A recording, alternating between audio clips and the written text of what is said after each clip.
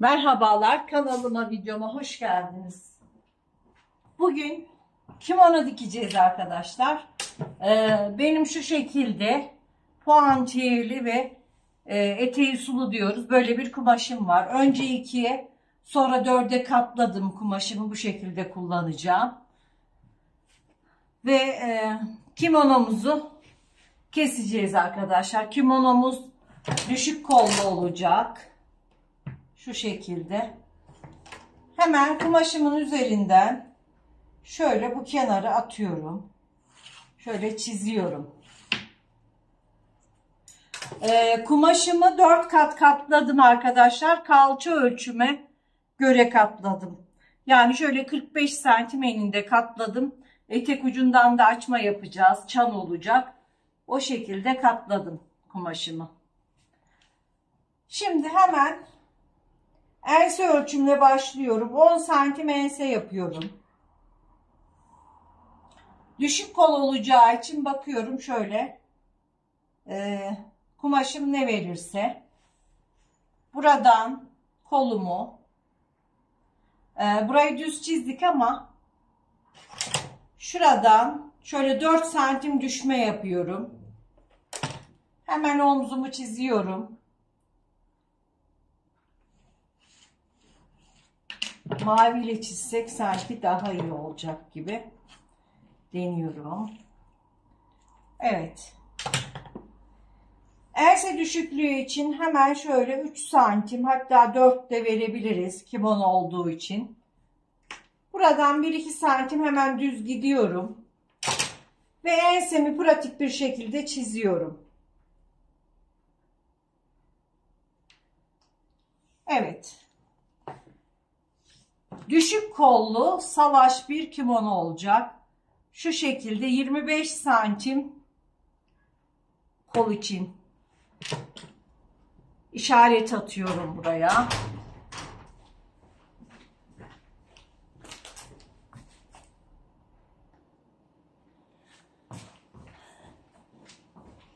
Şimdi kol evimi 25 santim rahat bir kol olsun istiyorum. Şu şekilde 25'ten işaret alıyoruz ve omuz çizgisine dik açı yaparak çiziyoruz arkadaşlar. Bakın, cetvelimizi şu omuz çizgisine tam olarak yerleştiriyoruz ve burada dik açı yaparak kolumuzu çiziyoruz. Şu şekilde kolumuz hazır. Evet, burası kol. Şimdi omuz başından 44 santim arka ve ön uzunluğunu işaretliyorum. Bunu hemen enine uzatıyorum.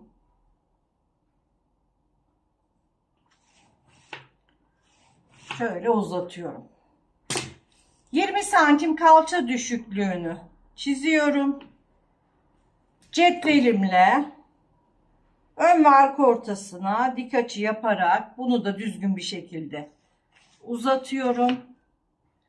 Ve kimonomun boyunu kumaşımın verdiği kadar değil de şöyle 125 santim şuradan yeterli.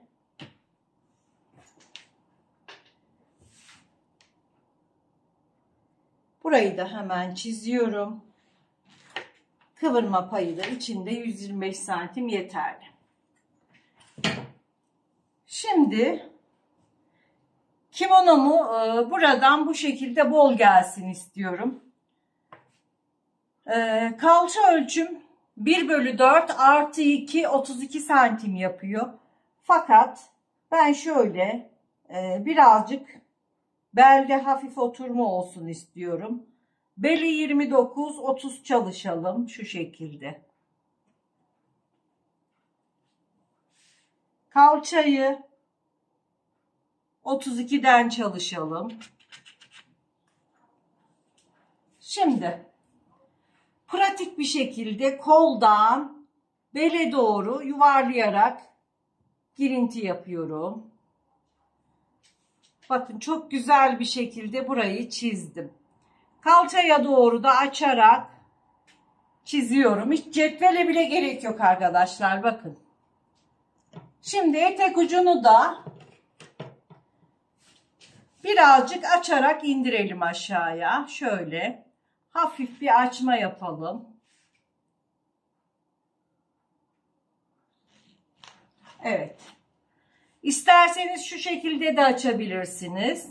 Ben hafif bir açma yaptım. Benim için yeterli.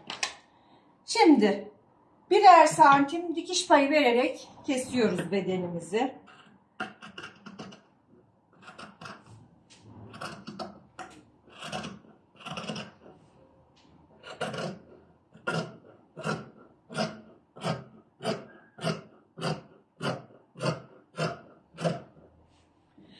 Ben kimonoma kol yapmayacağım arkadaşlar. Böyle düşük kollu olacak.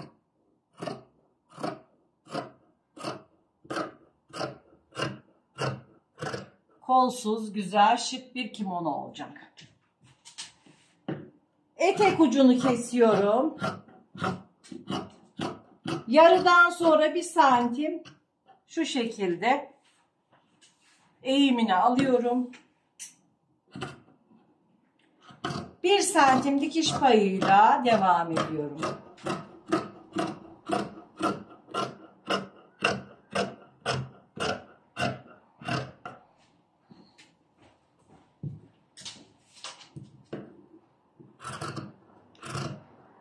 Kimonomuz standart beden.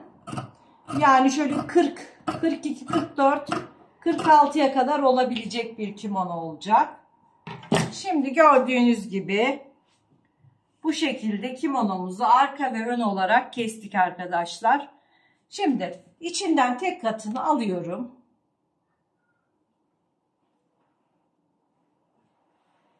Bunu arka olarak ayırıyorum.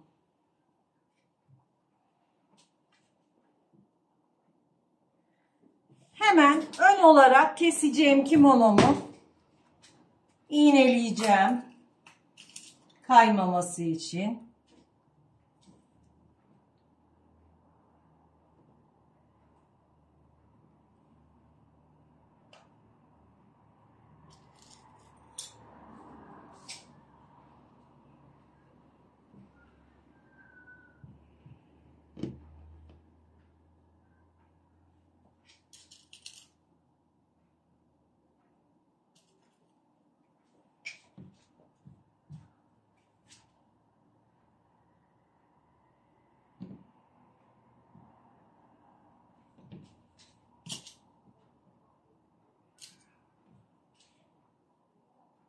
Evet, yeterince iğneledik.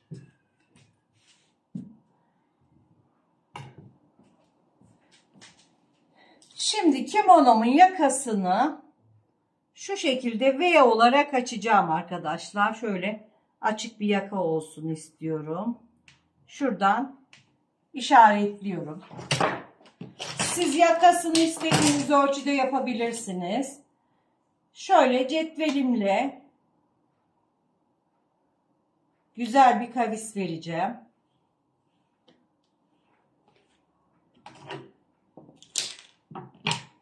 Hemen yakamı açıyorum.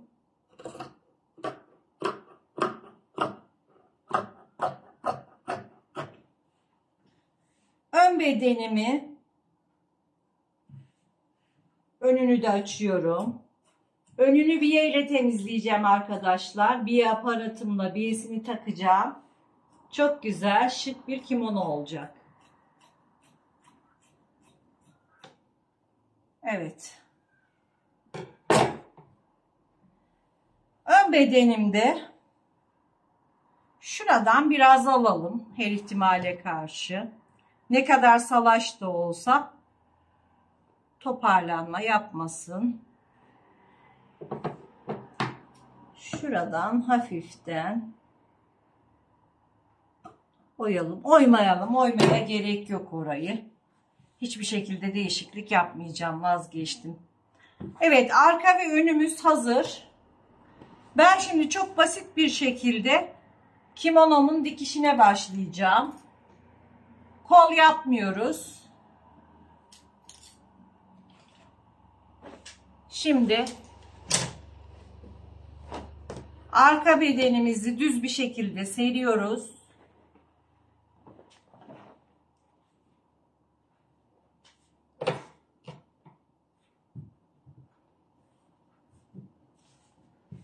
Ön bedenimizi de düz yüzlerini yerleştiriyoruz.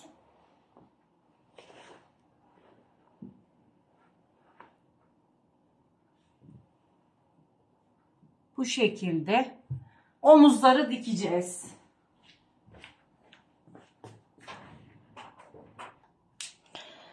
Evet arkadaşlar, düz makinamızı, aparatımızı taktık. Gördüğünüz gibi 3,5 santimden bir elimizi diktik ve kimonomuzun omzunu diktik.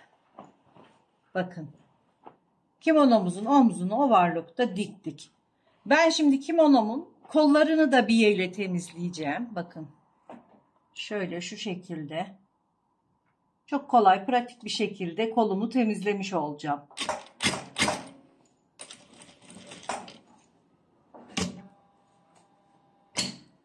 Evet.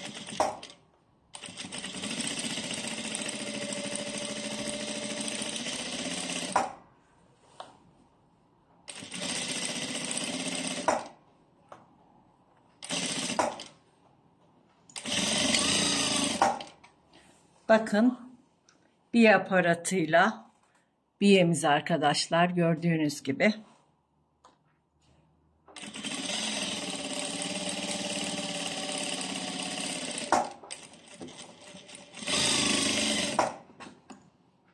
Diğer kolumu da hemen temizliyorum.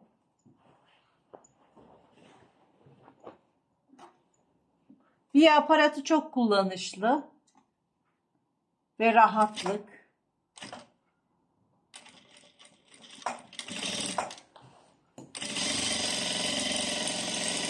Düz dikiş diker gibi biyenizi takıyorsunuz.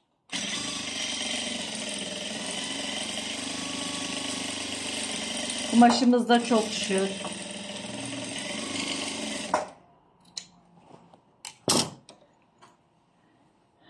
Şimdi arkadaşlar ben kimonomun önünü de biye ile temizleyeceğim.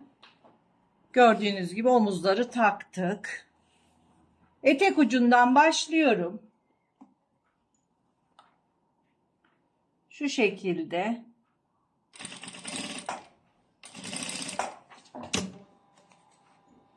Dikiş geldi arkadaşlar. Dikişi çıkartıp öyle başlayalım.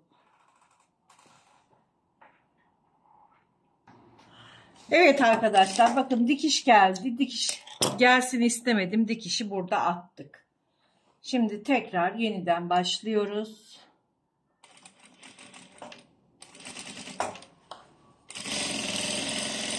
Boydan boya biye ile temizleyeceğim. İlla ki dikiş gelecek ama hemen başlar başlamaz da dikiş olsun istemedim. V'sini dönüyoruz.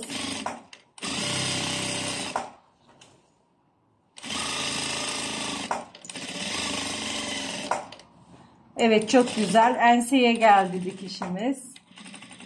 Şimdi buradan yavaş yavaş dikişi geçiriyorum. Çok rahatlıkla geçti.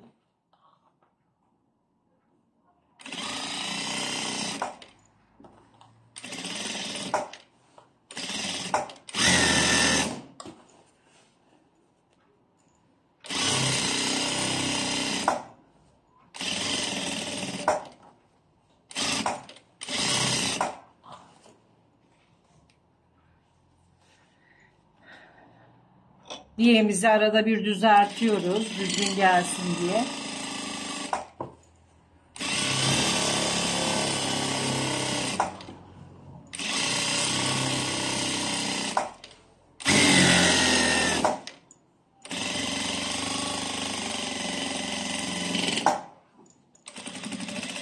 Evet, tekrar dikişimiz geldi ve dışa çıktı arkadaşlar.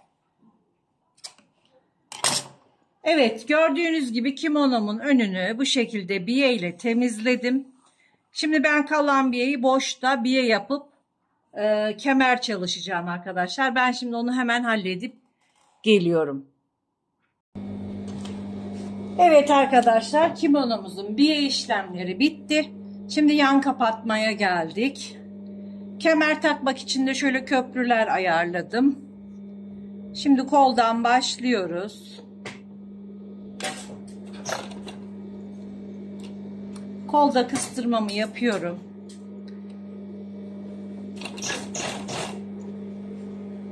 Şöyle. Bele doğru geldiğimde köprümü şu şekilde içeriye atarak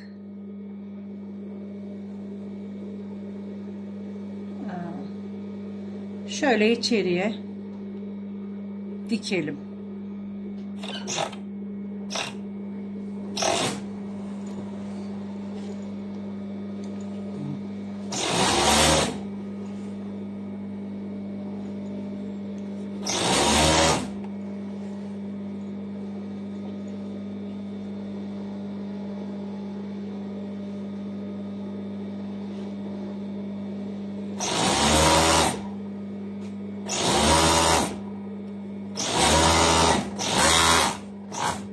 Şimdi diğer yanımızı kapatalım arkadaşlar. Şu şekilde. Yine koldan başlıyoruz.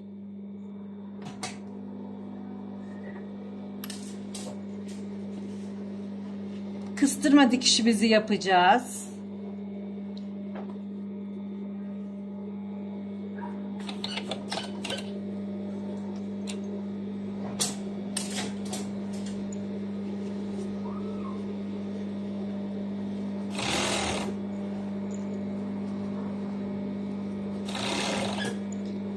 Yine köprümüzü yerleştirelim buraya.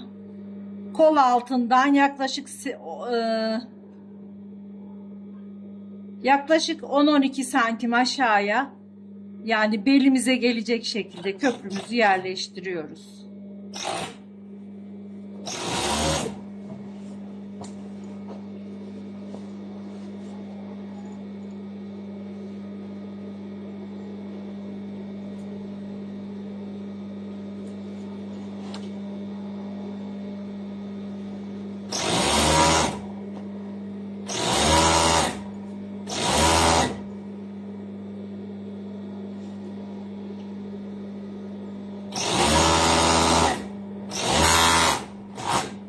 Yanları diktikten sonra etek ucuna da overlock çekiyorum.